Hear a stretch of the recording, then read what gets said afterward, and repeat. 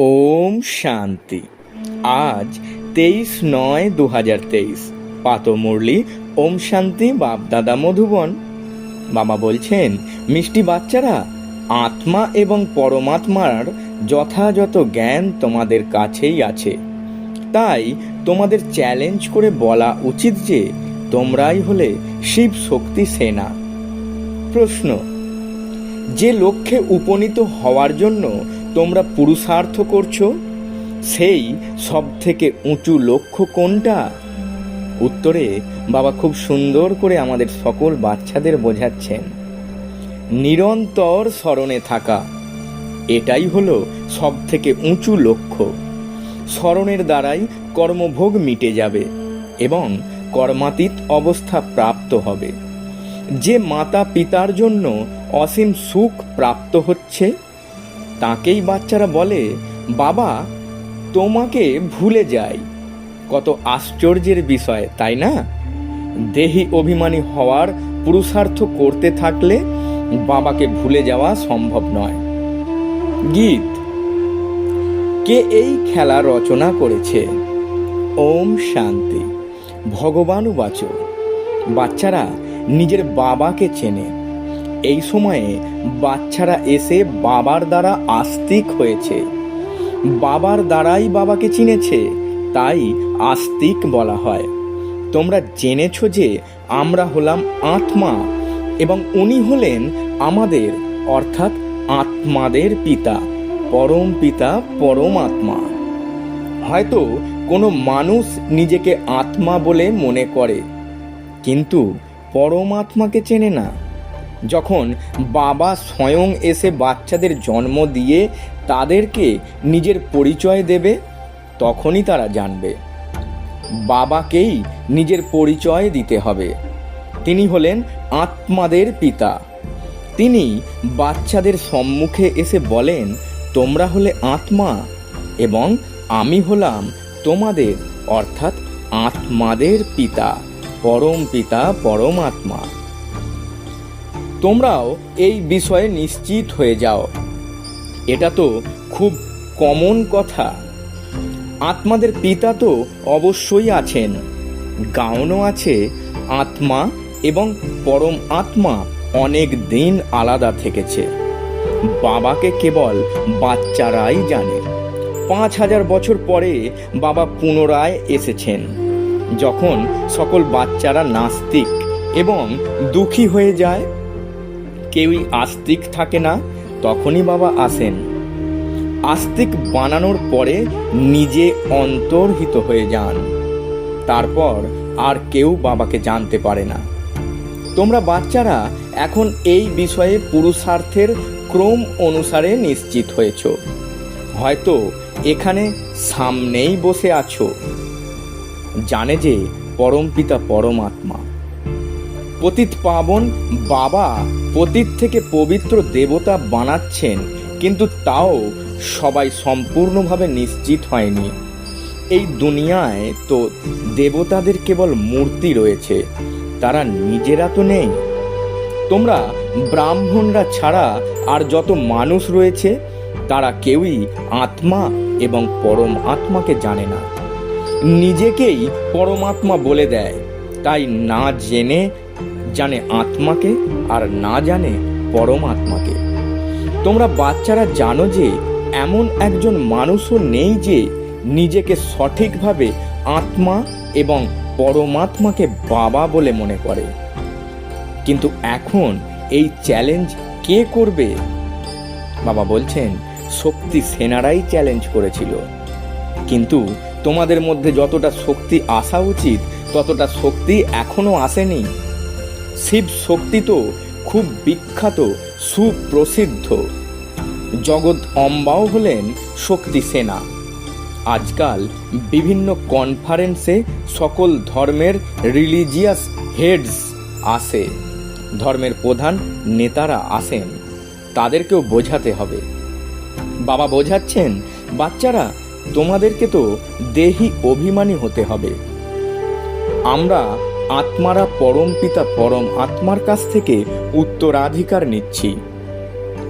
এই বিষয়ে যদি নিশ্চিত নাও হও, যদি কোনো প্রকার সংশয় থাকে তাহলে উঁচু পদ প্রাপ্ত করতে পারবে না।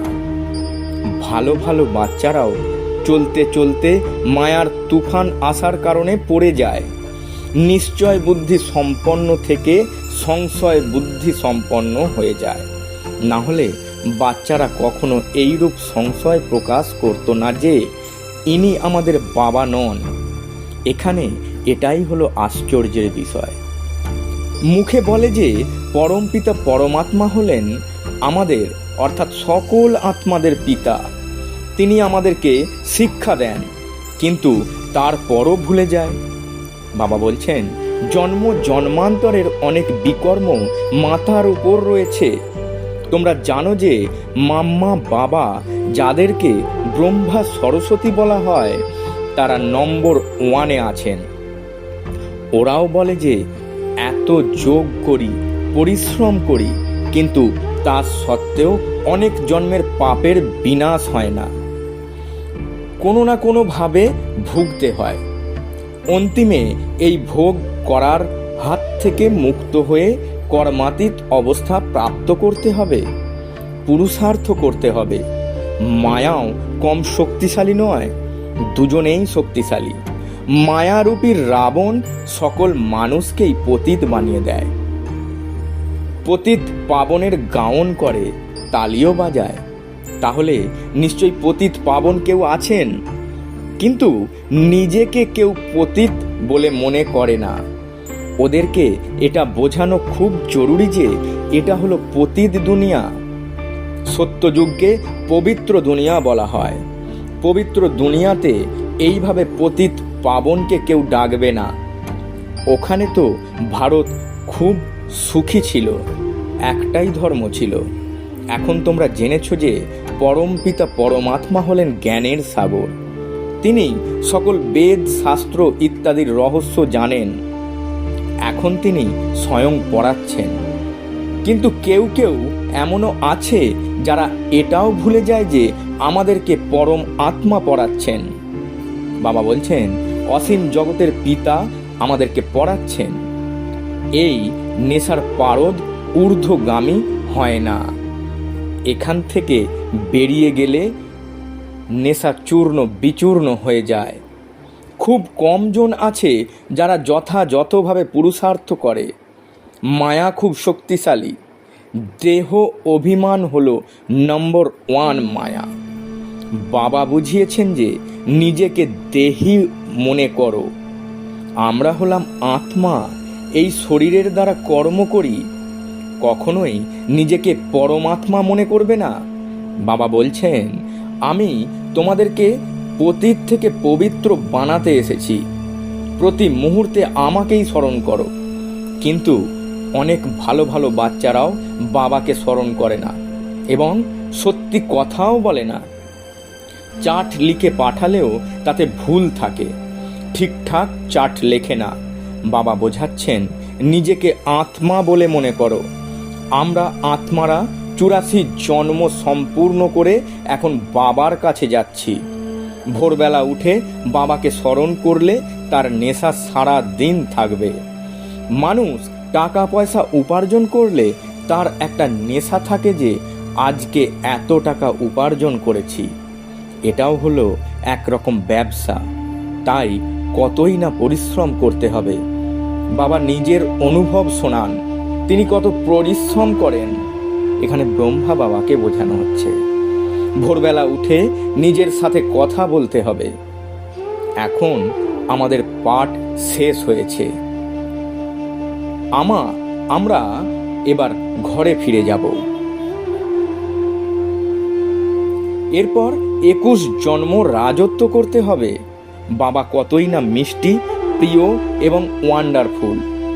এই রকম বাবাকে কোনো মানুষ জানে না। বাবা এসে বাচ্চাদেরকে নিজের থেকেও উঁচু বানাচ্ছেন, আর বাচ্চারা তারপর বাবাকে সর্বব্যাপী বলে দিয়ে নিজের থেকেও নিচুতে নামিয়ে নিয়েছে। বাবা বলেন এই জন্য তোমরা খুব দুঃখী হয়ে গেছো। আমি তোমাদেরকে অর্থাৎ বাচ্চাদেরকে ব্রহ্মাণ্ড এবং বিশ্ব দুইয়ের মালিক বানায়, আর তারপর তোমরা বাচ্চারা আমার মতো বাবাকেই সর্বব্যাপী বলে দাও। এটাও হলো ড্রামার খেলা। এখন বাবা নির্দেশ দিচ্ছেন, এইভাবে বোঝাও। বাবা বলছেন, লক্ষ্মী নারায়ণ ইত্যাদি দেবী দেবতারা 100% সলভেন্ট বুদ্ধি সম্পন্ন ছিলেন, কিন্তু এখন আর নেই। কত তফাৎ দেখো। কোথায় ভারত স্বর্গ ছিল, আর এখন কোথায় নরক হয়ে গেছে। এই জ্ঞান কোনো মানুষের মধ্যে নেই। তোমাদের অর্থাৎ বাচ্চাদের মধ্যেও সেই শক্তি আর নেই। অনেক দেহ অভিমান আছে। যে দেহি অভিমানী হবে তার তো ধারণা হবে। বাবা নির্দেশ দিচ্ছেন, এইভাবে হুঙ্কার করো। আত্মা কি এবং পরমাত্মা কি সেটা কেউ জানে না। তোমরা জানো যে আমি আত্মা বিন্দু এবং আমাদের পিতা পরম আত্মাও হলেন বিন্দু। তিনি হলেন নলেজফুল, পতিত পাবন, জন্ম মরণে আসেন না। আমরা আত্মারা জন্ম মরণে আসি। পরম পিতা পরমাত্মা বলেন, আমারও পাঠ রয়েছে। আমি এসে তোমাদের সবাইকে সুখী করে তারপর নির্মাণ ধামে গিয়ে বসে যাই। মানুষ বৃদ্ধ হলে বানপ্রস্থে চলে যায়, কিন্তু কোনো অর্থ বোঝে না। বানপ্রস্থ মানে বাণীর থেকেও উপরে অবস্থিত স্থান, কিন্তু ওরা তো মোটেই বাণীর থেকে উপরে গিয়ে বসে না। এখন সকলের বানপ্রস্থ অবস্থা। আমরা আত্মারা বাণীর থেকে উপরে থাকি, কিন্তু সেই স্থানটাকেই জানে না। তোমাদের মধ্যেও কয়েকজনের বুদ্ধিতে এই সব কথা আছে। অনেক দেহ অভিমান আছে, বাবাকে ফলো করে না। মায়াও অনেক শক্তিশালী। আত্মা এবং পরমাত্মার মধ্যে কি সম্বন্ধ সেটা কেউই জানে না। পরমাত্মার সম্বন্ধে কেউই জানে না, আর পিতার সম্বন্ধেও কেউ জানে না। তোমরাও মুহুর্মুহুর ভুলে যাও। বাবার বাচ্চা হওয়ার পর বাবাকে পুরোপুরি স্মরণ করতে হবে। বাচ্চারা বলে, বাবা প্রতি মুহূর্তে তোমাকে ভুলে যায়। আরে তুমি মাতা পিতাকে স্মরণ করতে ভুলে যাও। লক্ষ্যই হলো নিরন্তর স্মরণ করা। যে মাতা পিতার কাছ থেকে স্বর্গের উত্তরাধিকার নিচ্ছ তাকেই তোমরা ভুলে যাও। আশ্চর্য বিষয়। মাতা পিতা তো একজনই। বাবা বলছেন, আমি তোমাদের মাতা পিতা। এগুলো অতি ক্রুদ্ধ বিষয়। অনেকে জগৎ অম্মাকে মাতা মনে করে, কিন্তু না, তিনি তো সাকার রূপধারী। তোমরা মাতা পিতা রূপে নিরাকারেরই গাউন করো। আগে এই সব কথা বলা হতো না।